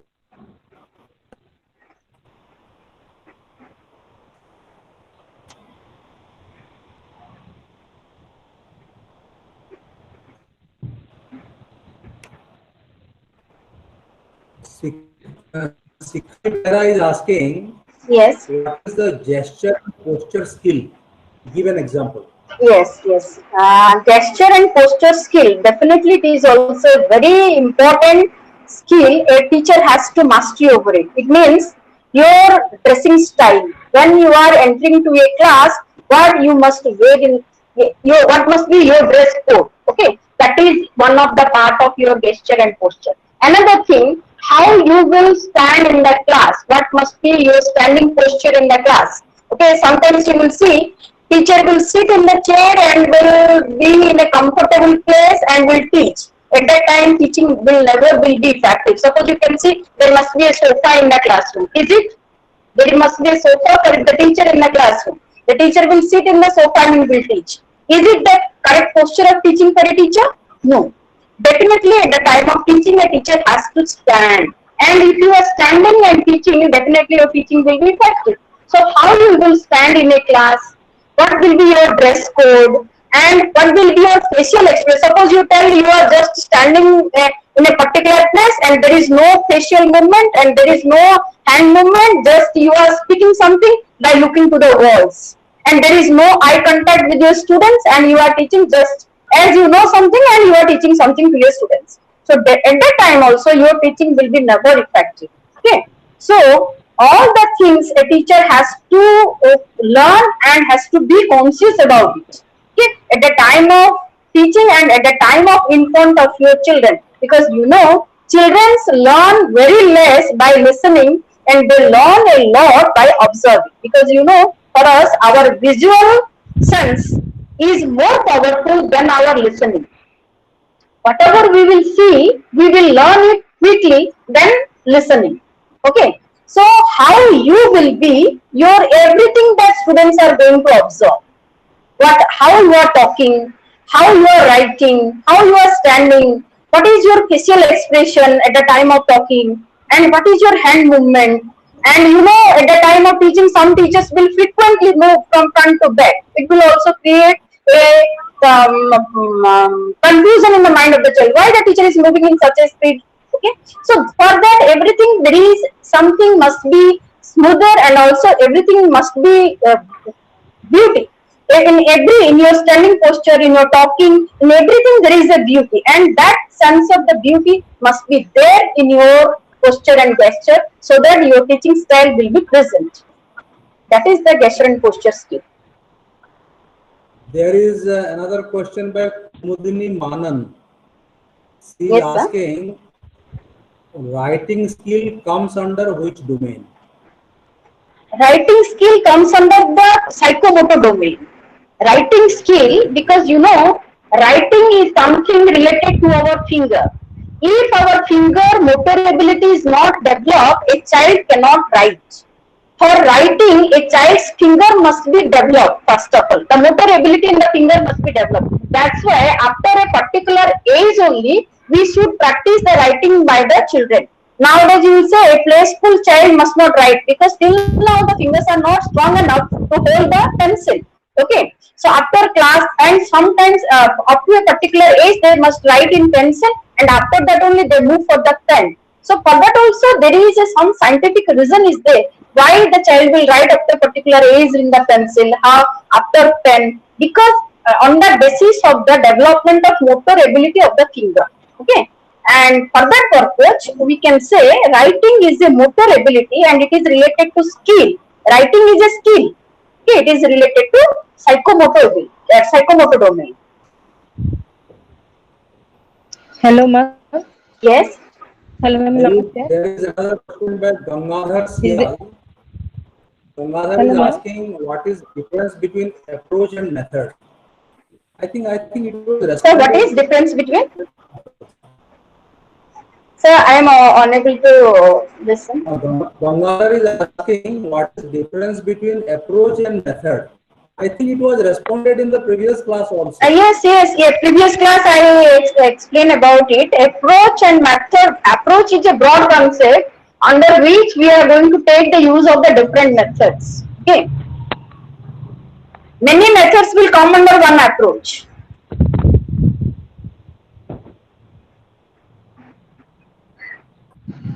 Hello, ma'am. Actually, Simandani, madam, it is a request by Simandani Mishra. Yes. You kindly, send your PPTs. Yes, sir. Today I will send all the PPTs. Today I will send all the PPTs to the Asim mail, sir. Yes, All four blocks of PPTs. Today I will send to the mail, sir. Okay. Hello, ma'am. Hello, ma'am. Yes. Ma'am नमस्कार। Yes. Ma'am जेमिति आमर lesson plan आ introduction विभिन्न steps अच्छे how to introduce yourself और your content सेमिति how to select content किसी steps सेमिति अच्छी की सिलेक्ट कंटेंट रो तो स्किल सेमती किछि नाही जो कंटेंट तो हमर टेक्स्ट बुक रे प्रेस्क्राइब हि हम तो सब पढे को पड़िबो सिलेक्ट कंटेंट किंतु तमे जदि कोड गोटे पर्टिकुलर जगह गोटे डेमो दोछ तमे जोटे सिलेक्ट करिवो गोटे को कंटेंट हम पढेबी तो सेही समय तमे निश्चय सिलेक्ट करिवो मोर जोथरे मास्टरी अछि मु सेटा पढेबी मते जोटा भलो जण मु सेटा पढेबी किंतु ए जे सब्जेक्ट टीचर तो हमर किछि ऑप्शन नाही हमें किछि सिलेक्ट करि परिबानी हमको टेक्स्ट बुक रे जहां प्रेस्क्राइब हिछि आरंभ रु शेष जाए हमें ताहा पढेबा हां मैम मैम प्लीज पीपीटी गुडा के शेयर करिवो हां निश्चय निश्चय हां मु पीपीटी गुडा को मेल को पठेइ देबी हां ma'am Kumudri Madam is asking what is portfolio assessment? Portfolio assessment. Yes, portfolio is a self-assessment tool. Portfolio and rubric are nothing else. These all are the self-assessment tool. It means a child can assess himself and herself on the basis of specific criteria. Okay, rubric and portfolio nowadays in assessment process we are going to take the use of it.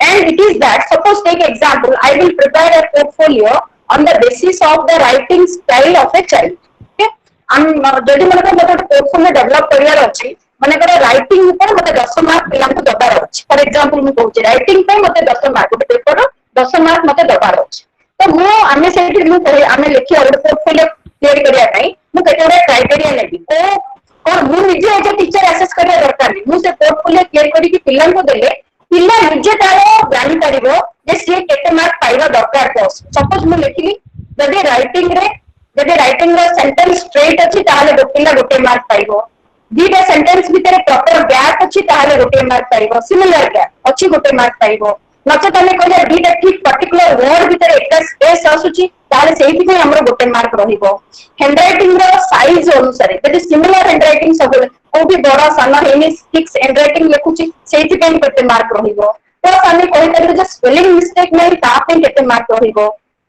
ठीक अछि तो एमिति आमे विभिन्न प्रकार criteria fix करिबा जे writing style को evaluate करिबा पई आमे केते मार्क दबा हैला तो आमे से क्राइटेरिया अनुसार गोटे पोर्टफोलियो तयारी करिबा से पोर्टफोलियो तयारी करी के हम पिल्लां को देले पिल्ला निजे निजे सेटा इवैल्यूएट करि परिबो जे मते 10 मार्क रु केते मार्क मिलि परिबो these all are the self evaluating tool portfolio rubric these all are the self evaluating tool just I have given one example not like that in every aspect suppose co-curricular socio personal qualities everything we can make the self assessment for students by use of portfolio and rubric okay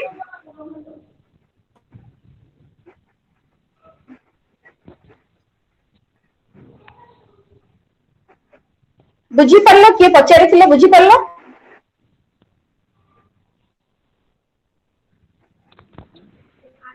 Yes, ma'am. yes Thank you, ma'am. it's okay. Any more question आउ कहर किछ अछि प्रश्न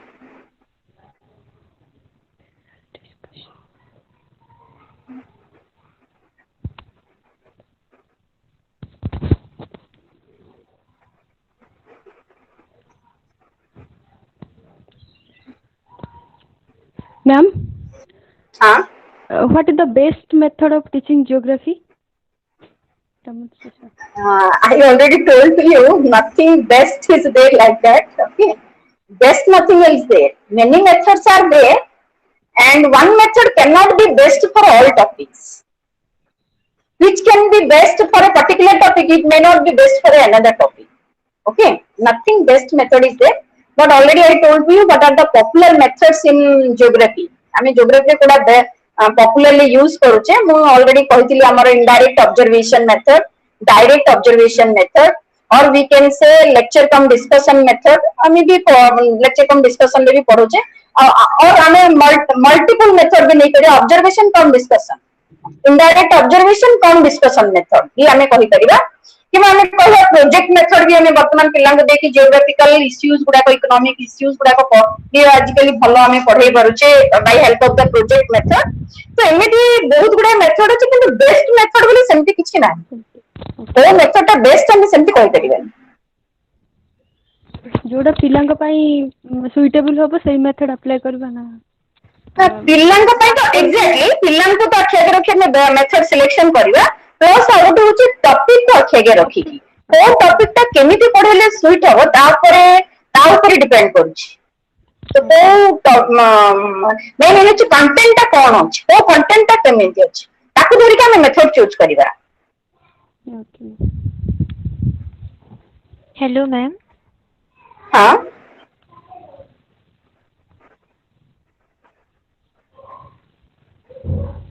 ma'am skill based and application based question. What is skill based and application based question? skill is related to psychomotor domain हैला skill माने जेमति draw कर दे परथुबो किमा किछि गोटे काम करि परथुबो मोटर एबिलिटी के यूज करिकि काम करि परथु हम सेटा कहला स्किल किंतु एप्लीकेशन होची जोटा कि सेटार नॉर्मल लाइफ रे डे टू डे लाइफ रे किमा इन अलग सिचुएशन रे से नॉलेज टा को अप्लाई करि परथुबो बुझला सेटा को कहे माने पर सपोज हमें a+b रो होल स्क्वायर पिला को पढाई छै वो फार्मूला किंतु फर्दर सेटा से फिजिक्स पढला बेले भी तार फार्मूला असले से कोडी सेटा अप्लाई करि कि सॉल्व करते जानि दछ then it called as application हैला सेमते हमें ज्योग्राफी पढाई छै पिला को किंतु से तार ज्योग्राफी रो माने लर्निंग टा को भी अलग कॉन्टेक्स्ट रे को भी यूज करि पारु छै सेटा को हमें कहबा जे एप्लीकेशन किंतु skill is related to some ability motor ability गोटे इंडियन मैप टाको ड्रा करि परछि जेमति कहले एटा गोटे स्किल हमर हैला किना गोटे मॉडल टे तयारी करि परछि माने हमें जदि कहबा हमें हिस्ट्री पढले जे हिस्ट्री से गोटे भलो मॉडल तयारी करि परछि दैट इज स्किल हैला एटा गोटे स्किल होछि मोटर एबिलिटी को रिलेटेड किंतु एप्लीकेशन होछि जोटा कि तमरा हायर लेवल जोटा कि तमर सेठने रीजनिंग एबिलिटी दरकार एनालाइजिंग एबिलिटी दरकार आ तमे यूज करि परथो कॉन्टेक्चुअल यूज हे परथो जोटा सेटा होछि एप्लीकेशन तमे क्लासरूम में जो पाठ में थियोरेटिकली पढुछे सेटा को हमें रियल लाइफ रे ताको व्यवहार करि परिबा सेटा भी होछि हमर application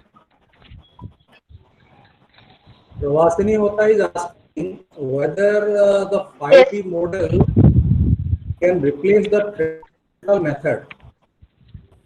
What sir can replace the traditional method Can it replace totally this 5B model?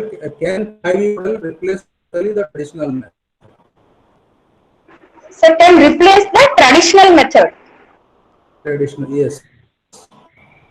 and not replace 5D model is based on the constructivist approach okay it is the best method we can say and now we are also giving emphasis because nowadays now when we are giving more emphasis on constructivism and we believe on the learning by doing at that time we are giving importance on the 5D model lesson plan माने 5D model lesson plan रे हमें कहूचे कि teacher होची गोटे facilitator हमें पिला मानु को निजे करी की सिखिया पे अधिक स्कोप दबा सेटा जोटा कि रियल लर्निंग जोटा ने कहूचे किंतु ट्रेडिशनल मेथड जे ताको ट्रेडिशनल मेथड को जेटा रिप्लेस कर देबो हम से कथा कहबा ने traditional method of teaching is also good आ हमें एठी गोटे कथा कहि परिबा जदि हमें सब 5D मॉडल रे पढेबा ताहा हमें हमर प्रथमे हमर करिकुलम रे चेंज आसीबा दरकार जेते हमें कंटेंट नोचे सिलेबस नोचे सब जिनिस को जदि हमें 5D मॉडल रे सफिशिएंट टाइम देखि पढेबा हमर सिलेबस कंप्लीट हेई परिबो नै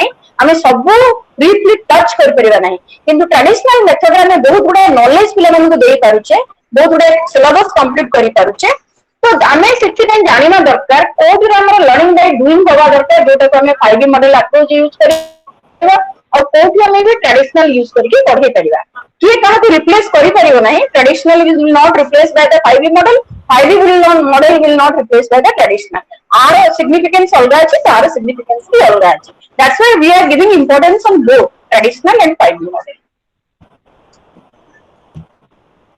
Is there any other question by anybody? Hello ma'am hello yes yes hello पुणी थर टिके सिमुलेशन गेम इन इकोनॉमिक्स टिके पढ बुझे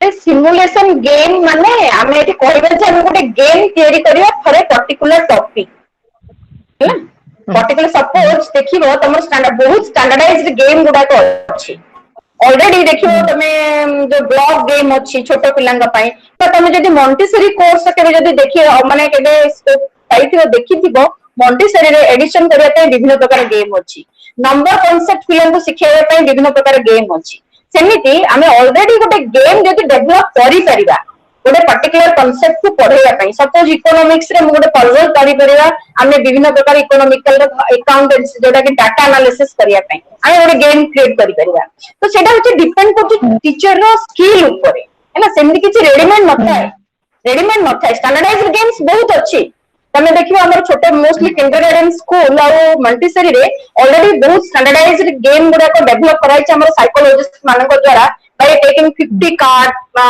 50 टा कार्ड को लेके गोटे game regarding writing of the sentence पिला माने सेंटेंस केमति लिखिए ताको देखि गोटे गेम तैयारी हिच ओके तो एमिति जदी समरा स्टैंडर्डाइज्ड ऑलरेडी तैयारी हिच अवेलेबल अछि हम यूज करूची हैला सेमिति जदी हम ज्योग्राफी इकोनॉमिक्स हायर क्लास रे जतला हम पढौचे ता ऊपर भी जदी हम गेम डेवलप करि परिबा ताहाले भी हम सेटा को सिमुलेशन गेम गोटे मेथड जाको यूज करके हम गोटे टॉपिक को पिलांको पढाई परिबा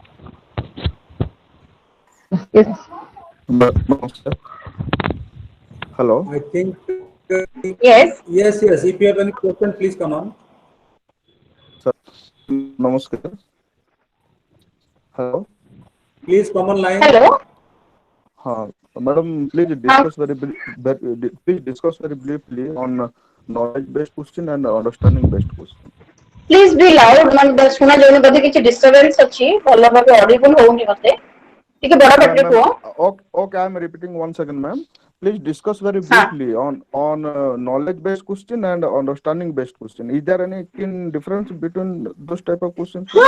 Definitely difference is there between knowledge based question and understanding based question. Knowledge based question जो थरे की हमरो पिलर केते दूर बुझी छी हमें सेटा हमें मेजर करिया को चाहुनी है ना केवल नॉलेज लेवल क्वेश्चन पिला केते दूर मने रखी परची गोटे जिंस जोटा कि हमें नॉलेज लेवल क्वेश्चन कहूचे किंतु understanding is different then knowledge बेले हमें बहुत कथा जानि छे किंतु काहे की हिची हमें सेटा केबे जानि नै बुझियो तो जदी सपोज जनकर ना भी पचरा जो तुम ना कौन से ना कहि पर what is the meaning of your name प्रत्येक नार भी गोटे अर्थ अछि गोटे अछि हमें जानि नै तो सेमिति बहुत जिंस ओनली फॉर मेमोरी हमें केवल इंफॉर्मेशन सेक रे बहुत जिंस मन रखिछि then that is called as knowledge बुझिला किंतु अंडरस्टैंडिंग माने जो कि we ask to ourselves why how these questions were arise then it is related to understanding काहे केमते हला कोन केमते हिची अलगा हेतले हेइ नछंता कि नाही एई जिंसटा जते हम क्वेश्चन अराइज होची that is related to understanding हैला तो सब जो भी हम चाहू जेटा पिलार अंडरस्टैंडेबल होबा दरकार हम सेटा अंडरस्टैंडिंग क्वेश्चन यूज करूची हैला गोटे जिंस को एक्सप्लेन करिबा विदाउट अंडरस्टैंडिंग गोटे पिला के एक्सप्लेन कर परिबो नाही गोटे दीटा जिंस भितर डिफरेंशिएशन करिबा पार्थक्य दर्शाइबा अंडरस्टैंडिंग नथिले केबे भी डिफरेंशिएट करि परिबो नाही गोटे जिंस को एलाबोरेट करिबा कंपेयर करिबा तो एई जिंस गुडाका पई डेफिनेटली अंडरस्टैंडिंग दरकार and that is difference then knowledge knowledge होची केवल कलेक्शन ऑफ इंफॉर्मेशन हम जानू छे जोटा केवल इंफॉर्मेशन सेकंड जोटा मन रखी छे Okay, thank you, ma'am. Hello, ma'am. yes What is the difference between tools and techniques? same things tools and techniques we are using but the same things are there Okay, ma'am. Give ma'am one example. tools and techniques of evaluation just I am going to tell suppose you have many tools and techniques are there for evaluating the students है ना ये हमें कहवा question paper is a tool okay question paper is a tool or we can say rating scale is a tool or we can say checklist is a tool sociometric technique is a but here we are using technique okay sociometric technique is a tool also for evaluation so these vocabulary we are using somewhere tool and technique but I think not so much difference is there between tool and technique Okay, ma'am.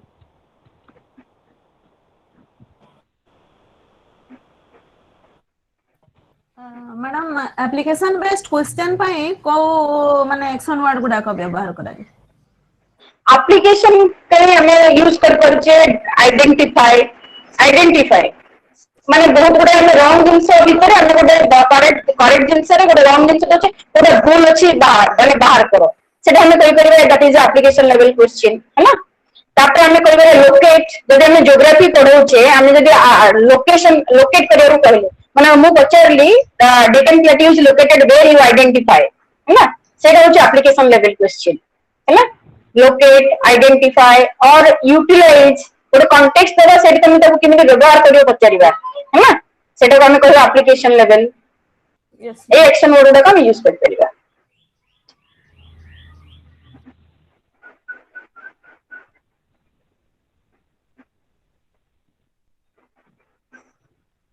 आउ तोहर किछि doubt Hello. हां Ma'am, please discuss about pedagogical tool. Cone Pedagogical tool. Pedagogical Tool. Tool tool माने तो हम जानिले जे गोटे माध्यम जोटा कि जा द्वारा हम गोटे कामटे करूचे टूल हैला पेडागोजी माने रिलेटेड टू चाइल्ड साइकोलॉजी पिल्लांकर साइकोलॉजी को आख्या के रखी कि हम जो माध्यम किछि व्यवहार करछे तो कहबा pedagogical tool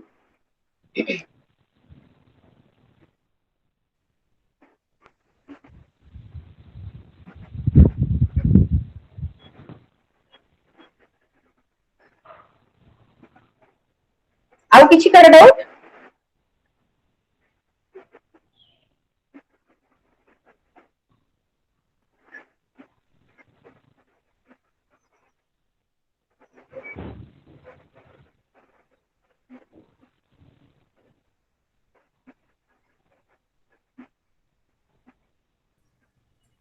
ma'am A session टा खूब भल लागिला बहुत ओके थैंक यू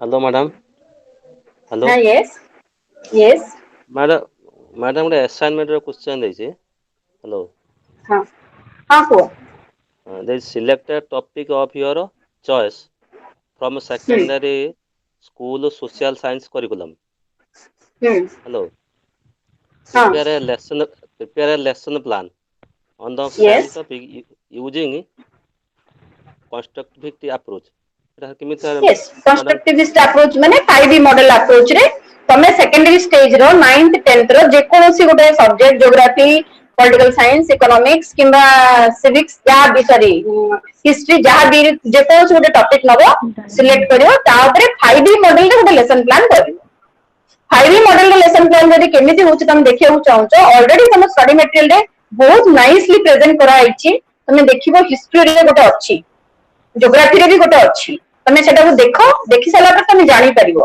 हैना तमे एंगेज स्टेज रे कोन करिवा दरकार तापरे एक्सप्लोर पे कोन करिवा दरकार तापरे केमिति एक्टिविटी उडा तो करि कि तमे एक्सप्लेन और एलाबोरेट करि परिबो इवैल्यूएट क्वेश्चन करि परिबो जस्ट तमे तमरो जो एग्जांपल रे जोडा जोडा दिया हैछि तमे सेटा पढो देखियो बहुत भलो भाबे कर परिबो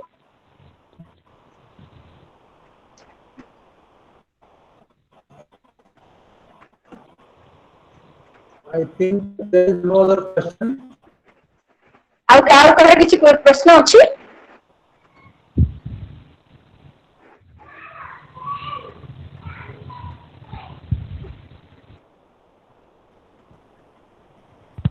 मैम फंडामेंटल राइट्स पढ़ेला बेले आमे 5 मॉडल रे आमे छुआंकु माने what is right A question आमे कोन ताको माने प्रथम मैं फंडामेंटल राइट्स पढ़िला डायरेक्ट पचारिबने कोन फंडामेंटल राइट्स अछि एना पिला जानि ना तमे फंडामेंटल राइट्स विषय पढ़िया जाउची तमे तंगो प्रथमे अलगा कि तमे कोन होबा को चाहूचो माने पचारले सपोज गोटे क्वेश्चन एंगेज स्टेज रे हैला तमे किए कोन होबा को चाहूचो गोटे एक्टिविटी कंडक्ट करले एंगेज करिया पे तमे सेटा को ड्राइंग करि के देखाओ किए डॉक्टर होबा को चाहूचो किए इंजीनियर होबा को चाहूचो कि कोन होबा को चाहूचो ताले तमे सेटा पचारि करियो आमे जा चाहिमा ता हेइ परिबा ना हाँ ହେଇପାରିବ କାହିଁକି ନା ଆମେ ଡେମୋକ୍ରେଟିକ କଣ୍ଟ୍ରିରେ ରହୁଛେ ଆମର ରାଇଟ୍ସ ଅଛି because right to education and right to adapt any profession ଆମର ଫଣ୍ଡାମେଣ୍ଟାଲ ରାଇଟ୍ ଆମେ କରିପାରିବା ଏଟା ଏମିତି ତମେ କୌଣସି ଗୋଟେ ଆକ୍ଟିଭିଟି କରିକି କଣ୍ଡକ୍ଟ କରିକି ଏଙ୍ଗେଜ କରିକି ସେଇଠୁ ତାପରେ ତମେ ଏକ୍ସପ୍ଲୋର କରିବ କଣ ଅଛି ତାପରେ ତମେ ଟପିକ କୁ ଆନାଉନ୍ସ କରିବ ଯେ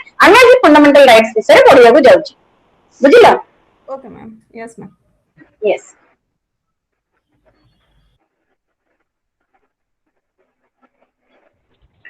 Hello, ma'am. Yes. Ma'am, what is thematic approach? Thematic approach ମାନେ ଆମେ ଏମିତି ଗୋଟେ approach use କରୁଛେ ଯୋଉଟା କି ଆମେ most importance ଦେଇଛେ theme of the topic କାହିଁକି ନା ପ୍ରତ୍ୟେକ topic ରେ ଗୋଟେ particular theme ଅଛି theme ମାନେ ବୁଝିପାରୁଛ ବିଷୟ ଆଉ ସେଇଟା ହଉଛି ତମର center of presentation ଯୋଉଟା ଆମେ theme କୁ ବେଶୀ emphasis କରିକି ଆମର presentation କରିଛେ ତାକୁ ଆମେ କହୁଛେ thematic approach Yes, ma'am. Thank you. ଆମେ ସେଇଠି interdisciplinary କରୁନେ ଅଲଗା ସବଜେକ୍ଟ କୁ interlink କରୁନେ କିନ୍ତୁ ଆମେ ସେଇ theme ଟାକୁ ଏଠି ଅଧିକ emphasize କରୁଛେ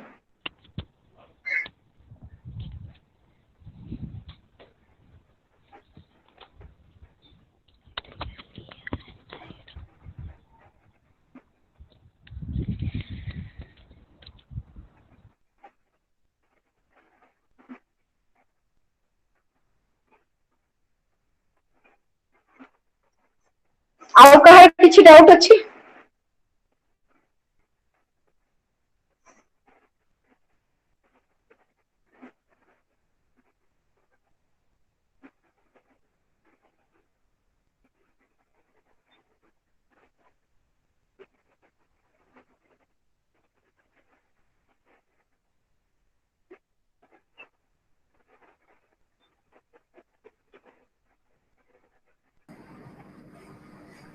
If there is no other question, we should wind up, madam.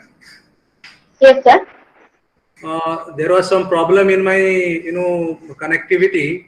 Therefore, I yes had to log in again in my desktop. So it's all right. okay So thank you very much, madam, for your nice presentation and responding to each okay and every thank you sir thank you responding to each and every questions put up by the students. And today's session is indeed a good session, full of new information, new knowledge based on teaching social sciences. And the students have also they've put many questions, and those questions have been properly responded. And I think the students are satisfied with the kind of presentations that was made today in this open platform. So students, thank you very much for your active participation, and madam, I also thank you very much for your nice presentation. So thank you sir for providing the scope to be with you and with the students here yes, thank you, and I think today is the end of BES-142, isn't it? yes sir Okay, so it's all right. So we'll be getting many more opportunities like this, where okay we'll sir assemble thank you once again and okay sir talk about different other topics based on different courses of BEd. So till such okay time, thank you very much. And thank you sir very much thank you, Namaskar. Thank you very much, students. We'll be again meeting tomorrow with a new subject. Thank you, sir. That is BES-143. Thank you very much. Thank you, sir. Thank you, madam. Thanks both of you, sir. thank you Thank you. thank you sir